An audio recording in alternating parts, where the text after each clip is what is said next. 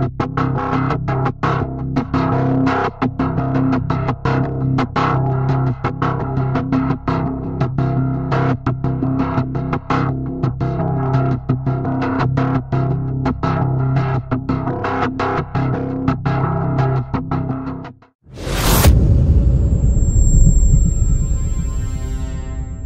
lupa nih mungkin, karena saya belajar untuk merenung, belajar untuk melihat flashback kehidupan saya atau inner child saya nih, pengalaman dari saya masih kecil.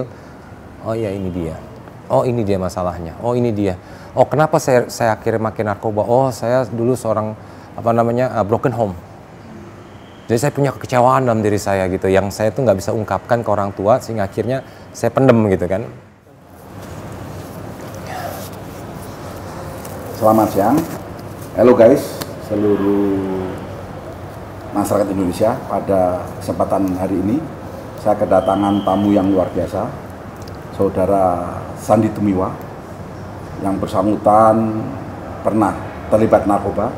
Mari kita dengarkan kesaksian bagaimana yang bersangkutan bisa sembuh dari narkoba dan menjadi pribadi yang berbeda setelah sembuh.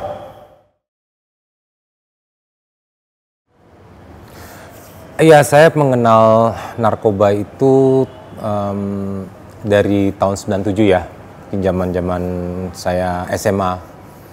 Biasa anak-anak gaul, kita bergaul, terus akhirnya saya pertama kali mencoba yaitu putau ya dulu. Saya pakai putau tahun 97 itu bersama kawan-kawan juga, karena saya pengen dianggap aja, gitu, dianggap keren gitu. Ini gue pakai putau loh, kayak gue mau eksistensi, saya mau tuh eksistensi ini loh diri saya coba-coba akhirnya. Tapi saya pada waktu itu bersyukur, kenapa? Ya bersyukur dan sedih dan bersyukur sih, saya punya sahabat namanya Nakia itu meninggal. Dia ternyata banyak banget suntikannya di tangannya, dan saya dikasih tahu sama keluarganya dia meninggal, dikasih lihat banyak tangannya kesuntikan semua. Dari situ saya berhenti. Tapi saya kan nggak tahu pendidikannya, saya nggak tahu pengetahuan itu. Akhirnya saya mulai gantilah dengan berarti putau parah nih, saya nggak mau, gue serem gitu kan. Saya sedih banget di situ beneran. Tapi saya pakai sampai bikin bikin band namanya Nakia dulu. Waktu itu sama Irma Darmawangsa, ada artis ya Irma Darmawangsa. Saya bikin band nyanyi di daerah suatu kafe kan di sana tahun 97 ya, 97-an. Udah, setelah itu saya mulai coba yang lain, dengan coba yang namanya Inex. Bergaul sama yang lainnya namanya dugem, tempat dugem. Karena kan saya nggak tahu pengetahuan itu mengenai putau. Ya saya tahu teman saya meninggal, sahabat saya, orang terdekat saya meninggal, saya berhenti gitu. Saya nggak tahu juga, makanya karena saya nggak tahu itu akhirnya saya coba yang lain, karena katanya fun, ya bener, akhirnya fun, seneng. Sampai singkat cerita saya mencoba yang substance yang zat yang saya suka itu adalah sabu. Gitu. Itulah rangkaian saya mengenal.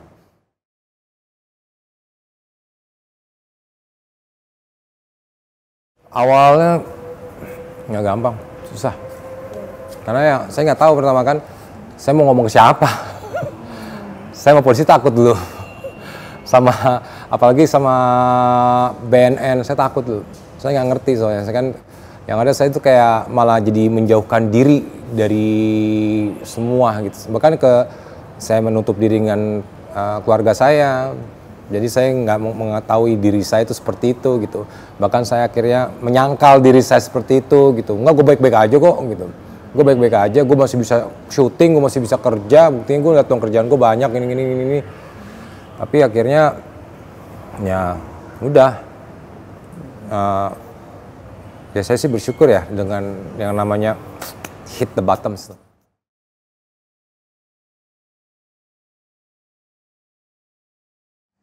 At the end memang hal yang bikin saya bisa lepas ibu saya, peran keluarga saya, almarhum ibu saya. Sebelum dia meninggal, dia memberikan pesan sama saya. Saya lagi di dalam waktu era pandemi kan, dari Salemba hanya bisa memberikan video call ya. Karena untuk bisa berhubungan dengan keluarga. Akhirnya saya cuma bisa ngelihat di video call ibu saya lagi disiram pakai bunga. Saya nggak bisa mandiin ibu saya cuma bisa ngeliat dia di video call, itu sakit banget. Jadi hanya gara-gara sebuah sabu yang cuman mungkin 700.000, 600.000, saya kehilangan orang-orang yang saya sayangin. Tuh.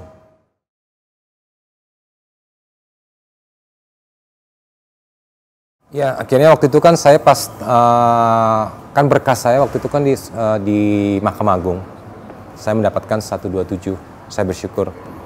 Akhirnya saya direhab kan. Memang akhirnya kan tapi karena lama waktunya akhirnya saya selesai di setahun 5 bulan ya. Karena kan lama persidangan ya. Akhirnya waktunya nggak cukup, saya bebas murni ya. Sehingga akhirnya saya sendiri memilih. Karena waktu itu juga almarhum ibu saya waktu sempat kan pernah kunjung datang ke tempat saya ditahan dulu kan di Salma, bilang, "Kamu kapan sih direhab?" gitu. "Mama pengen kamu direhab loh, San," gitu. Nah, itu yang selalu terngiang-ngiang saya, amanah mama saya itu minta saya direhab. Terus akhirnya beliau mengamanakan saya, "Mama tuh nggak pengen apa-apa sama kamu, San. Mama cuma pengen kamu tuh jadi anak yang baik." Jadi 2 poin itu gitu. Sehingga akhirnya pas saya keluar dari tahanan, saya langsung meminta untuk ke rehabilitasi. Memang saya waktu itu kan diarahkan sama lawyer saya tidak ke BNN waktu itu ya, ke rehab yang lain gitu. Makanya dari sini pun saya terus ingin mendekatkan diri saya kepada tempat rehabilitasi center kan. Karena apa? Saya ingin terus mendapatkan pengajaran itu. Memang waktu di tempat rehabilitasi mengatakan, pertama-tama kamu harus sadar kalau kamu itu udah berantakan. Saya pas di dalam isolasi, waktu saya akhirnya memilih ke tempat rehabilitasi itu, ya saya dibilang sama salah satu konselor bilang begitu, "Kamu harus sadar kalau kamu itu berantakan." "Enggak ya udah diam aja dulu, kamu pikirin aja dulu," gitu kan. Akhirnya saya baru sadar, oh iya. Pas saya akhirnya mungkin waktu demi waktu saya diem di tempat isolasi itu, saya memikirkan diri saya, apa yang terjadi dalam diri saya. Walaupun saya memilih loh, saya kan memilih ke rehab kan. Akhir sampai ke ibu semua, oh iya ya, gue udah hancur banget hidup gue ya. Gue udah kehilangan semua yang gue sayang ibaratnya. Gue sekarang tinggal sendiri gitu kan. Dan gue sadarin, iya gue salah.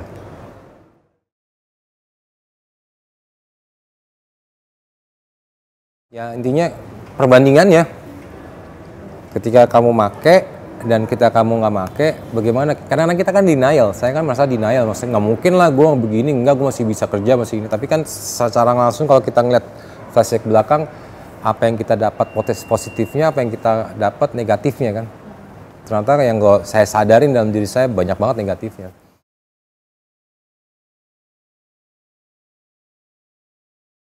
Iya maksudnya kayak flashback. Jadi kan pas saya sadari pas di isolasi itu, memang ada namanya kan isolasi mandiri ya. Kita harus diem di tempat, nggak bisa ngapa-ngapain. Kita kan biasanya kan struggle pengen cari barang itu kan. Kalau kita yang namanya udah sogas ya udah parah, gue pengen banget nyari itu barang. Gue pengen mau nyabu, gue pengen banget misalnya kalau gue saya sukanya kan itu sabu. Saya pengen banget cari gitu. Tapi saya didiemin di situ kan. Saya kan mau pakai cara gimana intrik saya ya bukan gimana caranya saya bisa mendapatkan barang itu. Tapi kan akhirnya saya nggak bisa karena kan di kerangkeng. Ya udah, akhirnya saya cuma bisa merenung. Akhirnya saya cuma bisa sujud ya dengan ajaran agama saya ya. Saya sujud doa. Akhirnya di situ saya merenung atau namanya tafakur, merenung. Akhirnya saya memikirkan, oh iya. Makanya saya bisa tahu. Dulu kan saya lupa nih mungkin, karena saya belajar untuk merenung, belajar untuk melihat flashback kehidupan saya atau inner child saya nih, pengalaman dari saya masih kecil. Oh iya ini dia. Oh ini dia masalahnya. Oh ini dia. Oh kenapa saya akhirnya makin narkoba? Oh saya dulu seorang broken home. Jadi saya punya kekecewaan dalam diri saya gitu, yang saya tuh nggak bisa ungkapkan ke orang tua sehingga akhirnya saya pendem gitu kan. Dan akhirnya timbullah kekecewaan itu. Akhirnya ada teman-teman atau lingkungan yang lain yang mensupport saya, yang bisa akhirnya menghilangkan kekecewaan, yang terkesan bisa menghilangkan kekecewaan saya. Saya bergaul dengan mereka dan ternyata pergaulan itu salah. Karena pergaulan mereka kan mungkin ya karena wajar ya anak muda zaman dulu itu kan pengennya ya kalau drugs itu keren kata mereka gitu. Padahal yang saya tahu sekarang drugs itu ya not keren, berantakan hidup lo at the end gitu. Tapi kan baru kamu sadar sekarang ini. Ya sekarang ini saya udah umur 39 tahun, saya harus ibaratnya harus mulai mupuk lagi, menata lagi nih hidup saya yang udah berantakan kemarin-kemarin. Tapi ya bukan berarti saya terus down gitu ya, saya harus bangkit gitu. Apalagi kalau misalnya saya ngeliat kan masa depan ibaratnya umur-umur yang masih 15, masih 14 gitu kan, yang masih punya potensial, masih mereka tuh gila kalau mereka 39, kalau mereka fokus saja dengan umur saya sekarang mungkin mereka udah bisa jadi pejabat ya, udah jadi pengusaha yang sukses, udah bisa jadi apa gitu. Kalau saya ya wajarnya kan saya di posisi ini saya harus bangkit lagi kan, sebagai seorang entertainer, saya sebagai seorang artis ya saya udah jatuh bangun, tapi akhirnya saya baru sadar banyakan jatuhnya, dan saya baru sadar akhirnya ini gara-gara saya. Kenapa saya memilih drugs itu, kenapa saya milih sabu ini, kenapa saya waktu dulu beli putau, kenapa waktu saya milih Inex, kenapa saya ambil yang namanya semua lah barang-barang yang kalau dibilang haram itu kenapa, karena menghancurkan diri kita itu haram. Jadi benar saya sadar itu kayak gitu.